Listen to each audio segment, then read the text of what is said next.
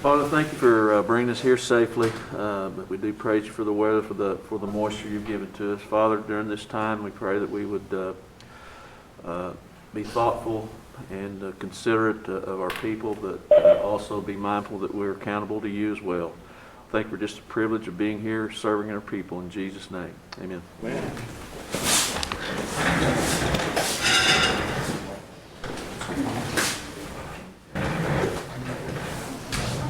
Move it up in the world, Keith. Victoria Vasquez. Honey, here. Bill Bird. Honey. Keith Austen. Here. Harley Buzzard. Here. Julia Coates. Sean Crittenden. Honey. Joe Peters. Honey. Mike Dobbins. Here. Shannon Duncan. Rex Jordan. Here. Gerald Legg. Here. Wes Melgar. Honey. Dora Kaskowski. Here. Mike Shambaugh. Here. Mary Bakershaw. Leo Smith. Here. Lee Taylor. Here. We have a panel.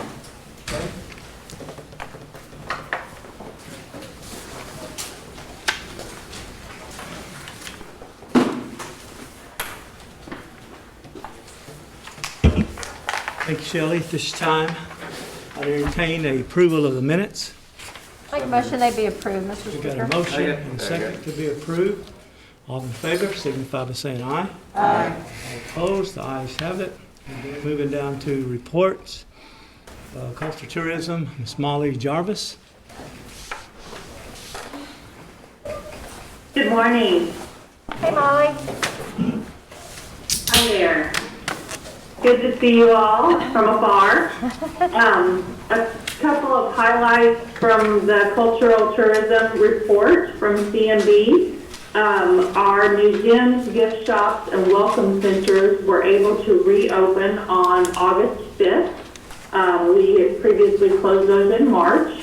And we have implemented all of the recommendations by the CDC and our health department, including advising staff and guests on social and physical distancing, limiting occupancy, enhanced cleaning measures. We are requiring masks for all staff and customers or guests, and also we continue to do temperature checks at this time. Our retail sales were able to resume online a little bit ahead of that on July 13th. And then all of our museum programming have been transitioned to virtual events. During this time, we did open our newest location, which is the Saline Courthouse Museum. And as everyone is able, would encourage you to visit the location. It's a gorgeous setting, and especially in the fall with the trees turning. But we are very pleased with the renovation of that site and the exhibits that have been installed. And I'll talk a little bit more a little later in the report about the featured artist exhibit. On the project list for the Downtown Cultural Pathway, I would just mention that project will be bid out in November, and then the rest of them are just listed there in the report. I want to highlight that we usually have the Cherokee Art Market the second weekend of October, and this year it was canceled. But we have plans and are making arrangements to have a virtual market in December, and are working with our artists to get signed up for that and helping them with the technology side of that. It'll be December 7th through 21st. Another exciting thing that took place during the closure period was we were able to do 3D scan options for all of our museum locations, and these are online now at visitcherokenation.com. So if you are unable to get to one of our sites, or want to see one from afar until you're comfortable coming out, you are able to do a 3D tour of every location we have online. So it's really interactive and interesting to walk through the museum digitally. We have a new exhibit that opened October 13th at our Cherokee National History Museum. And this is the second installment there. A reminder, it opened August 2019 with the Cecil Dick exhibit. So this is a photographic legacy of Jenny Ross Cobb, and really have some interesting early history of Indian Territory's first female photographer, Native American photographer. And then, as I mentioned, in Saline, we are doing featured artist exhibits, and our first one was from Vivian Cottrell, and it just closed on the 24th. But it was very successful. We allow artists are able to sell their work during the exhibit and while they're on display there. And Vivian was able to sell 11 pieces while her work was being exhibited there. Our next featured artist, who is being installed now, is Jane Oski, and it will run through November for that site. And that is the bulk of my report and the highlights. And I didn't know if you wanted me to go ahead. We had talked about the Heritage Center and Paul Buckner are on the agenda, but he's not with us today, and I'm happy to cover that if you would like me to at this time or later in the agenda. Would you please just give us a brief summary on what's taking place there at the Heritage Center? Yes, sir. We are working with Cherokee Nation and the Cherokee National Historical Society on several different areas related to the transition. One is the staff integration plan with CMD, and then we are also working with both Cherokee Nation Legal, Administration, and the Historical Society Board on the organization transition plan. And this includes the MOA, or Memorandum of Agreement, and Articles of Incorporation. And then we are also working on the physical plant transition and opening timeline, and then also the operational transition. Okay. And I'm happy to answer any questions if anyone has any. Any questions for Molly Jarvis at this time? Councilor Deere. Hey, Ms. Jarvis, how are you? Hi, good. How are you? Hey, did we start to engage the city of Tulsa or city of Catoosa on the Route 66 going through there, that they're running down 11th and then coming across in front of the casino? I know that you have provided the map for me, and I have that at the office. Beyond that, we have not had, that I know, of any other engagement with them. Okay, are we going to, or are we going to go forward with any of that going through there? I haven't been contacted or working on any of that, but I can certainly reach out and see if anyone else in the organization has, and then I can report back to you. Okay, that's great. I appreciate it. Yes, sir. Anybody else? Molly, we just thank you and your staff for doing such an outstanding job and keeping us abreast on our cultural heritage and tourism, okay? Thank you so much. Good to be with you virtually today. Yes, and go vote, okay? Yes, already done that. Okay, all right. All right, that's Molly Jarvis. Now the Cherokee National Treasures Advisory Committee. Betty Frog and Donetta Johnson, are you available?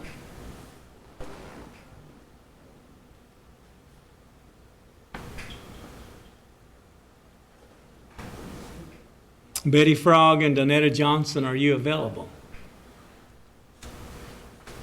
We'll come back to them. Maybe they haven't had their coffee yet. Cherokee Nation Language Department, Mr. Howard Payton.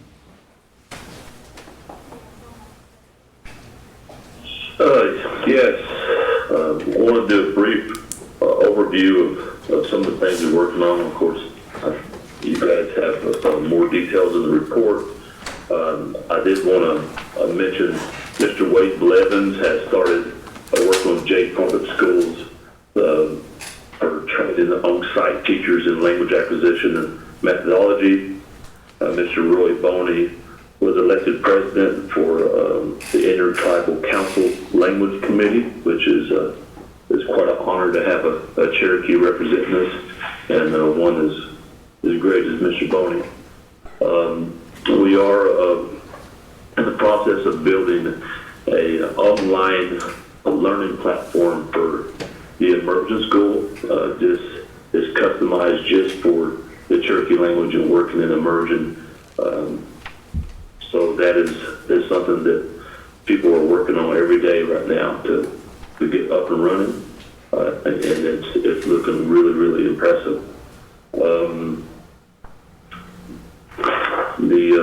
David Crawler, one of the translators, was named Cherokee National Treasure for his contributions to language, and doing an outstanding job, and we're excited for that, for Mr. Crawler and his achievements. The translational staff is working with the University of New Mexico with transcribing the Cherokee language interviews from Cherokee Voices Cherokee Sounds radio program, and it's a pretty neat project where they go pretty in depth of what all that means, and it will really help with second language learners so they can listen and read along with the interviews. The 14th generation has started a tutoring program in the Cherokee Immersion School, and has helped and is helping some of the kids that may need some extra attention during this time with not being present at the school. They've also are working with the 7th and 8th graders every day that has already graduated the Cherokee side of the immersion school.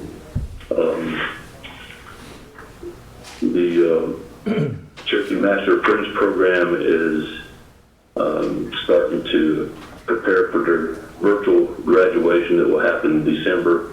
More details will come out soon about that, but it's a little different from switching to having that ceremony in present to going virtual.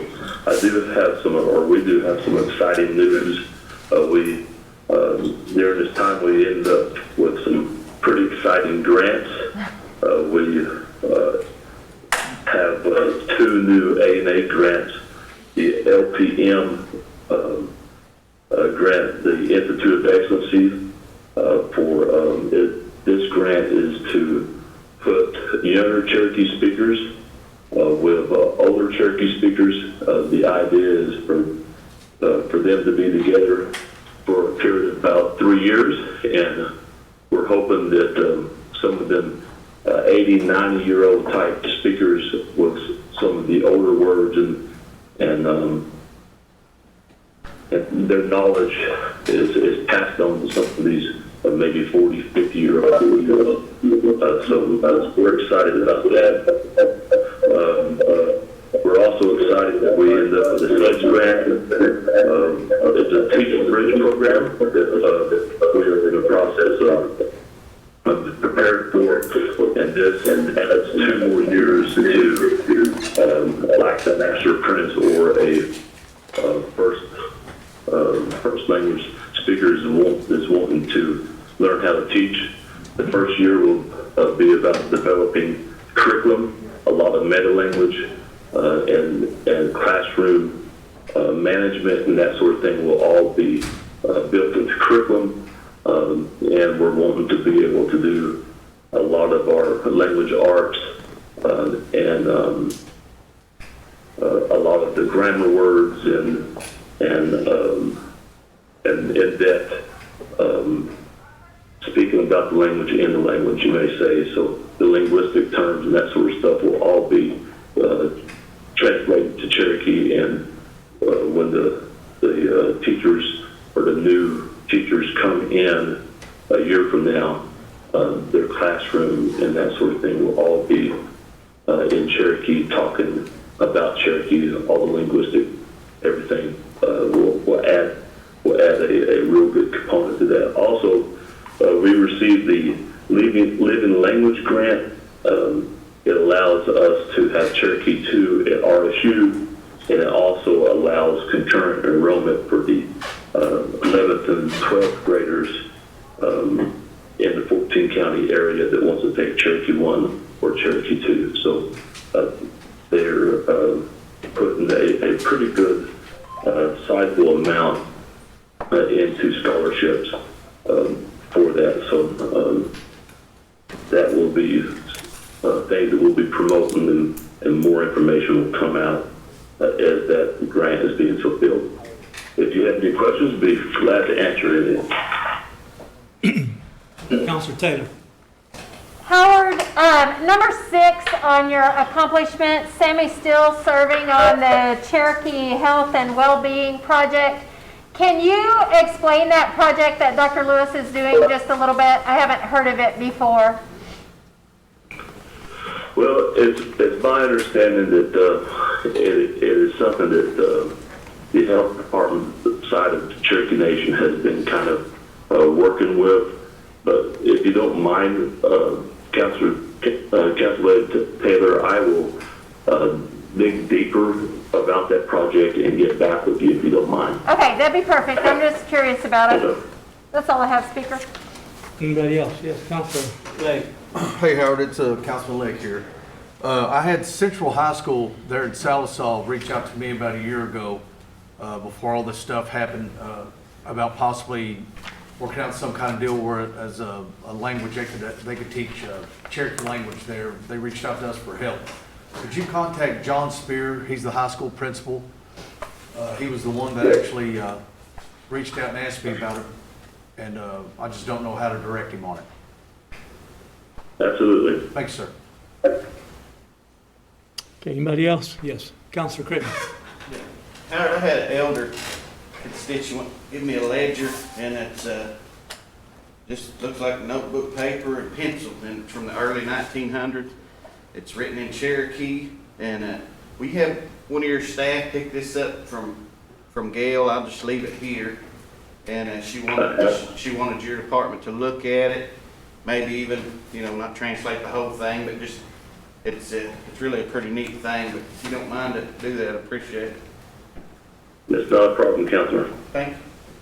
Okay, interesting, Councilor. Councilor Austen. Yes, Roy, you spoke of Cherokee 2 coming up. I wanted to share a little information that we learned. RSU's viewership numbers for, I believe it was the spring semester, the last semester of school, and the highest rated program on RSU TV for that period was Cherokee 1. And of all the programming they have, all the hours of the day, that's the highest rated program they have all that period. So that was the first season for it, and so I'm very excited to hear that we're continuing on with that. It's working. It's paying off. Awesome. Thank you for that information, Mr. Councilor. Anybody else? Howard, I've got a couple of things I'd like to just comment on. One is, with the Chief's initiative on the language preservation, have we thought about how we need to implement some of these language classes through our orientation with our employees? I was looking at our code book here, and we really don't have a whole lot of information on there on our code about language. So we need to make some adjustments there. And second, if we did that, let's say the council members, we said in order to be a council member during orientation, you take so many hours of Cherokee. In a 4-year span, even if you took 3 hours a semester, that's not really requiring a whole lot. Bounce that off the chief, and if that was something we wanted to do, then how would your team implement that? Something to think about. And then our people that are selected for the immersion, our students. That's quite an honor to be selected to go through that immersion class there. And the parents, and I know we probably have attempted this in the past, the parents need to take responsibility, because the way you learn the language is not the syllabary. The way that you learn the language is repetition, is listening and hearing and speaking. I mean, that's the way you learn it. And later on, you can learn the syllabary, which is really another level of learning. It's not parallel to the way the English language is learned. It's really different. We didn't learn the syllabary first. And in the English way, Caucasian way, you learn the syllabary, the alphabet first. That's not the way it works in Cherokee. So be thinking about how we can maybe put something together for our parents if they want to make that commitment to maybe take some classes. I know you guys have probably already thought about that with having their kids, because when they go home, if the parents do not know what OCO is, then they're not really going to pick it up. Does that make sense? Absolutely, Councilmember Murray, that's exactly what we've talked about to a great extent, and we've tried it in the past, or the Merger School has tried it in the past. We have kind of put together a proposal and a grant that just last month that kind of builds a online portal for parents and gives different options for them to learn. Because you're right, if that's not supported at home, then it doesn't flower at school either. So if we have we're looking at kind of a wraparound Cherokee learning for them students, where it's because you go home doesn't mean you're taking a break from Cherokee. It doesn't mean that we're going to have fluent parents, but they can have phrases and that sort of thing that they are shoring up their child's learning at home. If we can help with that, then that's what we need to do. And with the policy, Councilman Byrd, Chief Hoskins contacted us the week before last about reviewing policy and everything with that on for the employee type language classes and that sort of thing. So that's something we're reviewing right now. But them are excellent ideas and observations that needs to be thought about and make a plan to implement. Yeah. Well, I was going to get with my general counsel and look at some legislation as well to help this along. And I was really encouraged by what you said earlier. There was some study done years ago. I was talking to Dr. Neil Morton about the young learners with older speakers. That is really an effective way to learn. Now, having said that, we're going to have to give some incentives there. We're really going to walk the talk there. If these parents are willing to spend so many hours a day, so many hours a week with these young people coming in, we have to provide some type of stipend for these parents that take their time out. I had a long visit with some elderly people over the weekend, and a former CCO director, Rob Daugherty, a good friend of mine, and he used to teach the language, and we talked about this. He said, we have to make those elders feel like they are needed in the tribe. And this is the analogy he gave me. He can be serious when he wants to. I'm talking about Rob. He says, if you have a guy from Washington, D.C. come down to Cherokee Nation in a pinstripe suit, he can talk for 45 minutes and we'll pay him $5,000 and not even think about it. If you have somebody like Totem Hare or Durbin Phelan come by and give us an hour lecture on the language, we'll take him to the restaurant, the Cherokees, and buy him lunch and think we really done something. I think I'm correct when I say that. So we really have to make it worth their while, these people, that if we're going to utilize these elders out there in the communities, and there's not many left right now. I mean, we're at that generation where a lot of them are working. I mean, we've got 70-year-old people that are working still yet with the tribe. We just have to make it worth their while and make sure that they're appreciated and make sure they're compensated for their knowledge, because that's a skill that not everybody has. You can't go buy that skill. So anyway, something to think about. And one last thing. A few years ago, when we had our tri-council meeting at New Echota, we passed that resolution to do an assessment of all the speakers. And we did, and you guys did an excellent job with that. And we passed the resolution between the three tribes. And in the end, we said we would take that booklet. We had our summit last year, which really was outstanding. It was awesome. I think it's probably time we took that booklet, because we've already put most of the speakers' names in there, and close that book and date it and put it in the archives there at the Heritage Center.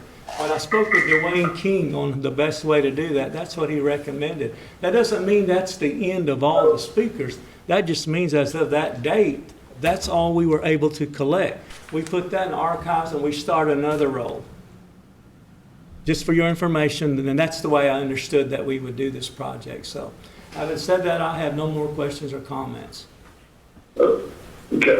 Councilman Byrd, with them elders, you're exactly right, and that's why it's so important. We're so excited about that grant that we just received, because what that does is it does give 8, elderly Cherokee a stipend once a month to meet with these younger Cherokees, and the idea is, as you know, you're a speaker and you're out in the communities. That older registrar, that more in-depth registrar, and the carriers of that is they're passing, and so when we plan ahead, we've got to figure out a way of pumping the ball, you may say, with some of these younger speakers. Not saying that they're not really fluent and great, but wouldn't it be great to have speakers to the level of your mom or dad or yourself or your sisters 30 years from now to be here as resources. And so the idea is to put them with them elders for 3 years. Now, it's just a couple of days a week for 3 years, and then the other times is they have to be studying linguistics and reading and writing and all that, and study what they taught them during them 2 days. But we know that if you get 2 of them older speakers together, they will keep that register very high. And we're hoping to get 2 of them at a time when they meet, so they'll speak that higher register in front of the younger speakers.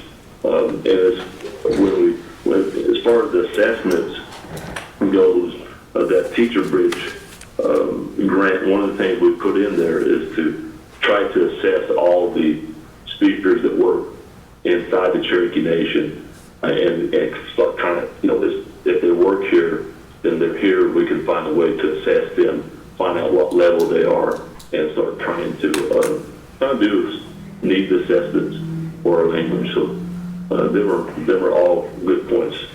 Okay. Speaker Byrd. Thank you. Any more questions for Howard? Good report, Howard. Well done. What else? Yeah, Councilor Critten's got one more. Yes. Yeah. Howard, real quick, what's the conversations about the younger kids, grade school, high school? What are some of the incentives that we're proposing to them to learn our language? Well, when we work with them in the 14 generation, when they're in that's through Sequoia and the 7th, 8th grade in the immersion school. We've talked about that quite a bit, Councilman Crittenden, because in some place you can't be, it's harder to give cash to younger kids. But what we can do is if they spend all summer with us, where we have that summer intensive and they're working with us after school, we start doing different incentives. One of the incentives was taking to North Carolina, and not this last summer because we was in the pandemic, but the summer before last, we took them there. They met with Tom Bell. We went from site to site of where where our people lived and the different mounds and different historical sites. And Gil Jackson was another one that took them and walked way up in the mountains and talked about different plants and what the uses are and what them are called in Cherokee. And of course we had Dollywood that we had to be involved with as well. But the idea is to if they're going to give us their summer and devote that to Cherokee learning, then we have to do something that's worth their while, because you have to think in the mindset of a young adult or a child.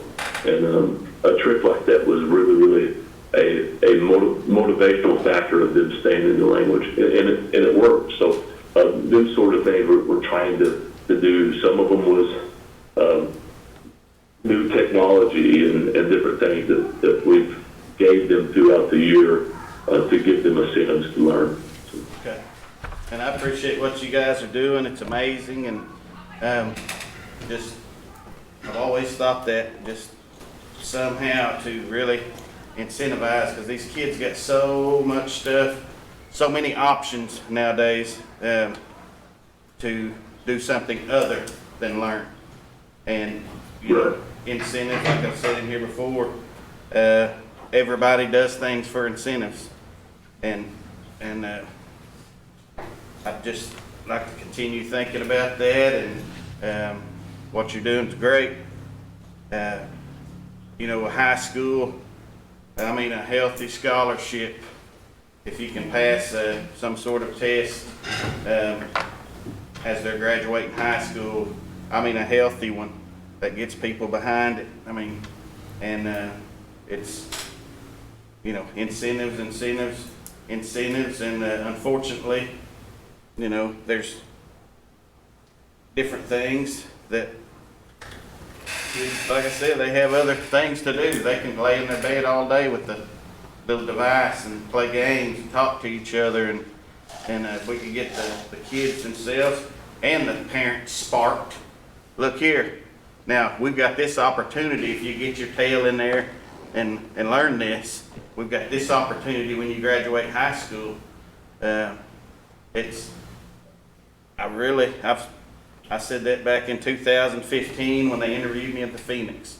Some sort of incentive for these kids, and I know you guys are doing a great job in doing that, but I'd like to just be kept up to date on some of those conversations as you have now. Appreciate it. Thank you, Councilman Crittenden. You're right. We're right at the crest, so if we don't make really wise decisions, we could run a high risk of losing this. And you know, the staff they're working around the clock with different ideas, and it's amazing what this team comes up with, where they have a year by year plan of what we're going to try to do next. And so Appreciate you. Thank you. What else? Okay. Next, we have Kevin Stretch, Community and Cultural Outreach. I'd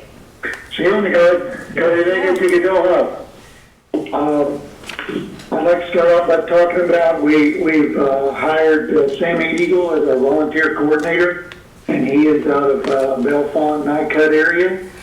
He's the president of the board as well, and so what he brings is that community connectedness. He has been going out. He's only been on the job a couple of weeks. He's been going out to local organizations and the food distribution to try to gather volunteers in the community. Because what CCO has done historically is we've gathered volunteers from out of state, which is great that people want to volunteer in the Cherokee Nation. But we think that, you know, as we older people grew up where the church helped out in the community when someone needed it, we kind of like to get back to that where the community helps the community. So if there's an elder in their area, in your areas that need help, we'd love volunteers from your area to help out as well. CCO has some funding to help out on those projects, and we will coordinate it, but that's one of the things that Sammy's doing. We're also adding Abraham Bearpaw, who grew up in Marble City, and he's going to help out on cultural programs. Our current coordinator, Donnie Squirrel, has had health issues that's kept her away, and so he's going to come in and help us out in fulfilling those.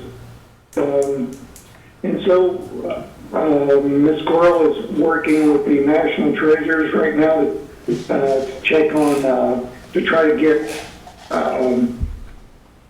those folks to volunteer, not volunteer, but be paid, but who would be willing and able to provide in-reservation and at-large programming during the pandemic. So right now we're kind of checking on the business technology needs for those who are willing to participate, as well as contracts in order to pay them for their time. Also, the Respond, Relief, and Recover grants that CCO is superintendent of. We've been working with 34 in-reservation organizations and given out about $909,000 in capital grants and about $235 in operational grants so far. That's still ongoing. Given out about 9 at-large grants. For sustainability, so far we've given out about $1.2 million. And then community work money is about $403,000 for the year. So, let's see. So, in speaking about the organizations, the in-district organizations and at large, we still want to, even though that CCO has recently provided PPE and sanitization supplies for every organization, or those organizations that wanted them, with the resurgence of the virus, we want to make sure that we continue to discourage the organizations from having any gatherings in their facilities, even outside, because we want to try to stop this thing. And right now, it's just getting worse. So even though it's in the long run, it's up to each organization, the Cherokee Nation would like to discourage every organization from holding any type of events until further notice. Also, for at large, on Tuesday, November the 3rd, from 3 to 4 Central Standard Time, we are going to have a large advisory committee meeting, and we have contacted those folks, and we posted a link to that on Facebook. So that is all I have for now. I'll entertain any questions. Any questions for our director? Make a comment. Yes, Councilor Legg. Hey Kevin, it's Councilman Legg. How are you doing? Great, thanks. I just want to brag on your new employee, Sammy Eagle. He's a dandy, and he's going to work y'all. So you better lace up your boots, buddy, because he's full of ideas, and he knows what it means to be a community member. The Rural Community Initiative Foundation has done, they're writing the book on what it is to be a community organization. And I've been able to do hundreds of projects through them, wheelchair ramps, plumbing, hot water tanks, without a bunch of red tape. These guys, they're action-based. And if we can spread that word throughout the 14 counties and get some of these other community organizations as fired up as RCIF, we'll be doing good. It's great. Well done. I'll pass that on to Sammy even. You bet. It's good news, Councilor Legg. Anybody else? Okay, Mr. Stretch, you did a good job, and go vote if you haven't already. Well done.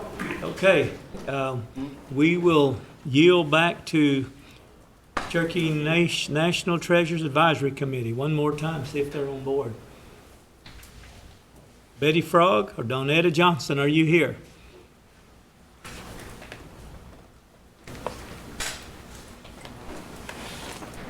Cherokee, you going to cover for them? I can, sir. Let me try to get her connected really quickly. Yeah, we only give them 2 chances, okay? Who's enough?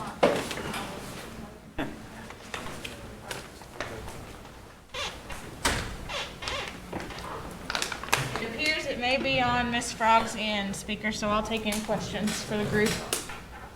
Okay. National Treasures, anybody have a comment, question? Counselor Vasquez, you got anything to add?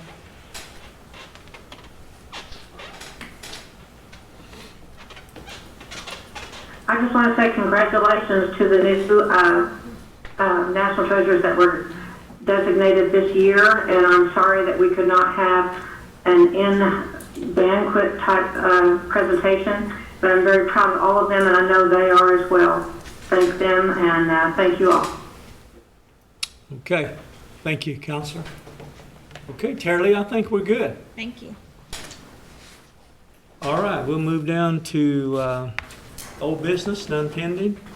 New business, none pending. Next tentatively scheduled meeting is December 14th. At this time, I entertain a motion to adjourn. Motion, second, Agiosi.